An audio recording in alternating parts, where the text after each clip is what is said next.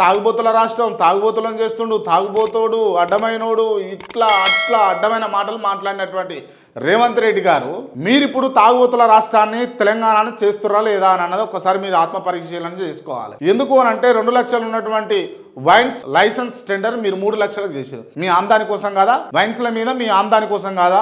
రెండవది ఏంటి అని అంటే బీర్ సీసాల ఖరీదు చాలా తక్కువ ఉండే, 150 రూపాయలు ఉండేనా? 150 రూపాయలు కాస్త 180 పట్టుకోపోయారా? ఇప్పుడు ఎంత ఉన్నది? ఒక్క బీర్ ఎంత ఉన్నది? 190, 190 రూపాయలు ఒక్క బీర్. ఇప్పుడు మీరు బీర్ రేట్లు పెంచింది మీరు కాదా?